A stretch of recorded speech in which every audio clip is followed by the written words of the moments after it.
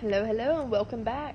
So at this point, we have covered two triangle congruence theorems, which if we have these three parts of these two triangles, and we know that their corresponding parts are congruent, then we will know that the triangles are congruent. And we've talked about, so far, angle, side,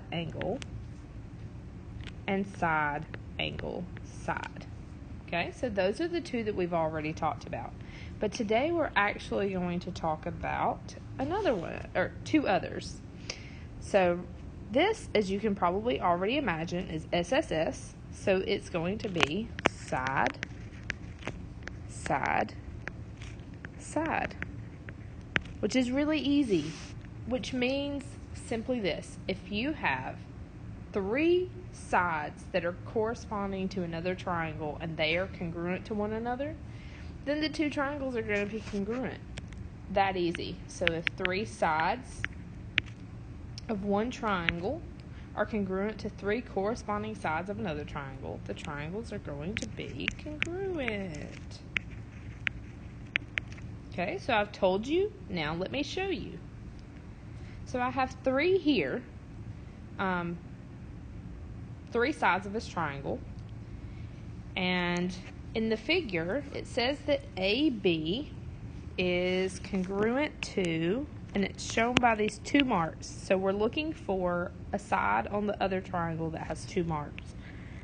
So it's going to be congruent to XY. So then we have AC, and AC is shown by this mark, which is congruent to XZ.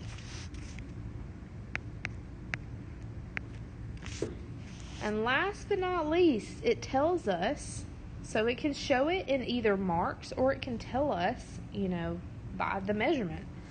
So then we know that BC is 4 centimeters.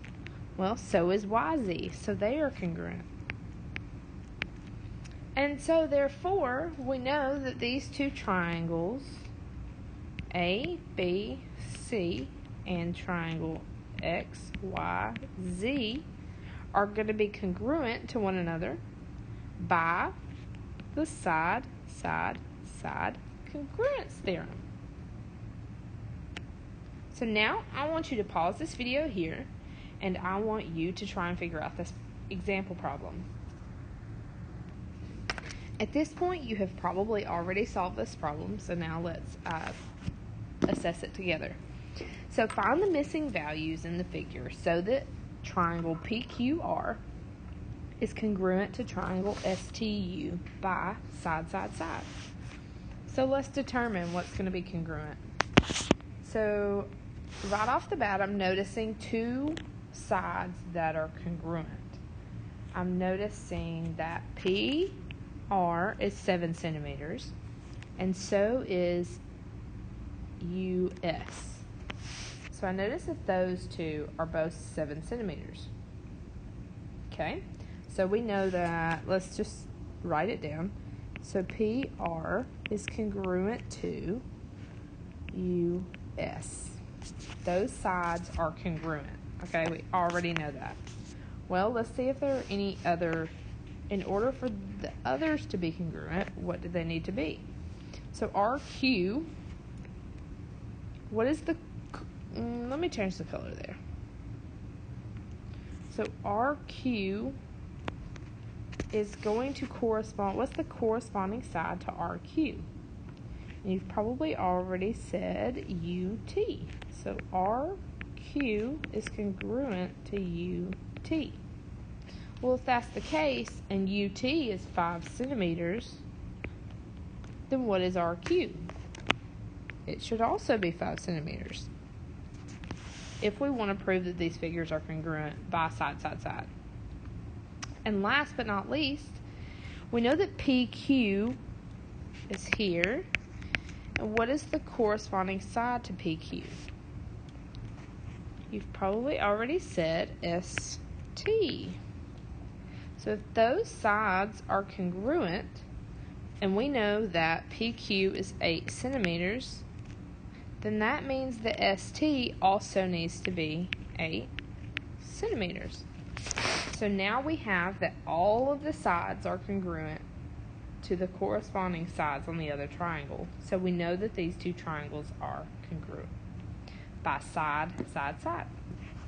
So now we're going to cover our last theorem, which is angle, angle, side.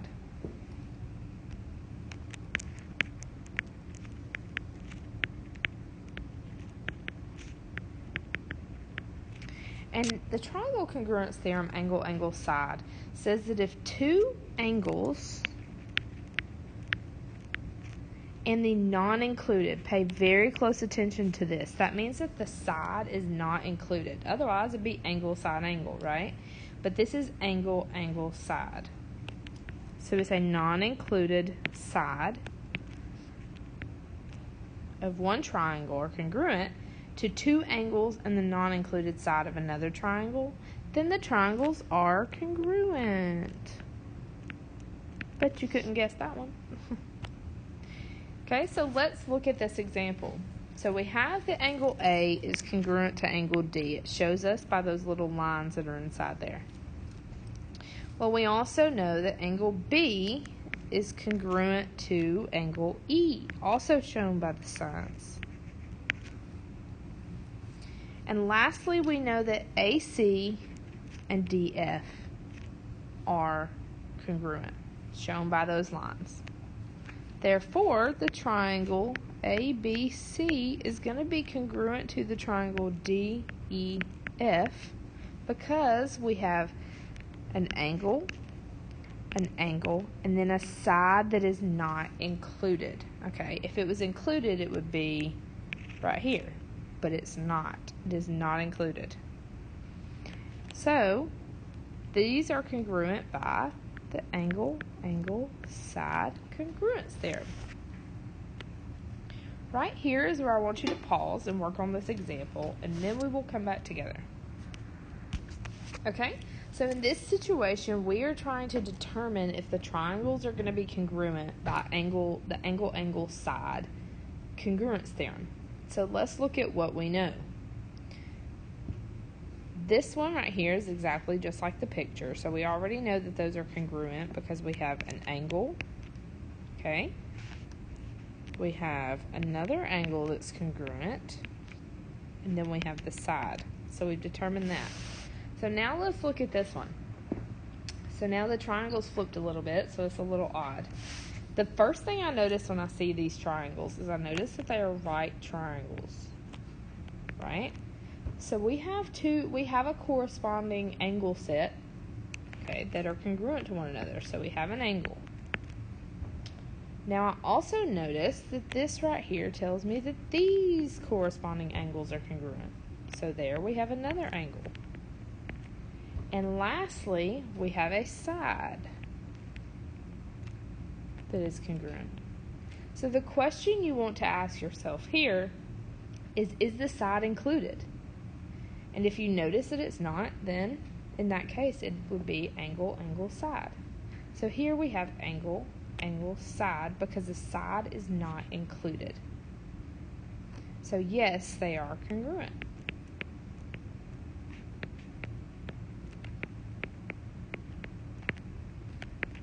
Okay, so that sums up these last two triangle congruence theorems. So now we have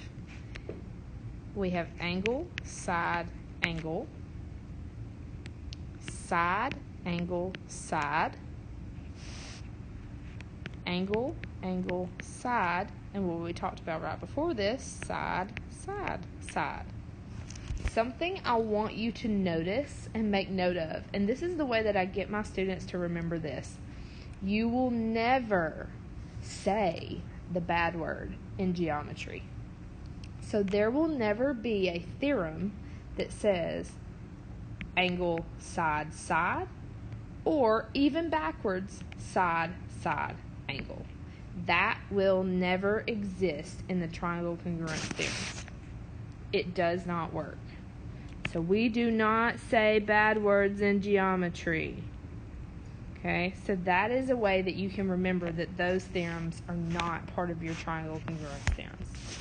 All right, so now you have the opportunity that you can work on the practice.